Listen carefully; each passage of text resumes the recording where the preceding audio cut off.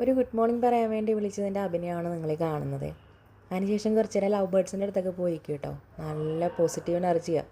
എപ്പോഴും ഒരു പരിഭവം ഇല്ലാതെ ഇങ്ങനെ പറന്ന് നടക്കുന്നതിനെയൊക്കെ കാണുന്ന തന്നെ നല്ല രസമാണ്. അതിനുശേഷം ഇന്നലെ നല്ല മഴ ആയതുകൊണ്ട് മാനമൊക്കെ നല്ല തെളിഞ്ഞ് കിടക്കുകയാണ്. പിന്നെ ഞങ്ങൾ കുറച്ച് നേരം ചെടികളുടെ അടുത്തൊക്കെ പോയി നിന്നു. വെള്ളം ഒഴിക്കേണ്ടതില്ല. അവൾ പറയുന്നത് എന്താണെന്ന് ചോദിച്ചാൽ 2 വെണ്ടയ്ക്കയുണ്ട്, അത് എടുക്കണ്ടേന്നാണ് ചോദിക്കുന്നത്. പക്ഷെ ഞാൻ പറഞ്ഞു നാളെ എടുക്കാം, ഇന്നത്തേക്ക് ആയിട്ടില്ല എന്ന്. എന്നാലും നമ്മുടെ രാവിലത്തെ കുറച്ച് ടൈം ഇവരുടെ കൂടെ ഉള്ളതാണ് കേട്ടോ. മഴയൊക്കെ പെയ്ത് ഇലകളിലൊക്കെ വെള്ളം വീണ് കിടക്കുന്നതാണ്, നല്ല ഭംഗിയാണ്. നമ്മൾ കുറച്ച് നേരം അതിനെയൊക്കെ തൊട്ടും തലോടിയൊക്കെ നിന്നു. അവളും എൻ്റെ കൂടെ തന്നെ ഉണ്ടായിരുന്നു. അവൾക്ക് സംസാരിക്കാനൊന്നും വലിയ ഇൻട്രസ്റ്റ് ഇല്ല, ഇങ്ങനെ നടക്കത്തേ ഉള്ളൂ. പിന്നെ നമ്മൾ കുറച്ച് ചീരയൊക്കെ പാകി വെച്ചിട്ടുണ്ടായിരുന്നു. കുറച്ച് ചീരയുടെയൊക്കെ വിളവെടുപ്പ് കഴിഞ്ഞപ്പോൾ പിന്നെ അടുത്ത് നടാൻ വേണ്ടിയിട്ടുള്ളതാണ്. പിന്നെ അതിൻ്റെ ഒരു മുന്തിരി വള്ളി ഉണ്ട് കേട്ടോ. ഇത് നമുക്ക് ഇവിടെ പിടിക്കുമെന്നൊന്നും അറിയില്ല, എന്നാലും വാങ്ങിച്ചു വെച്ചതാണ്.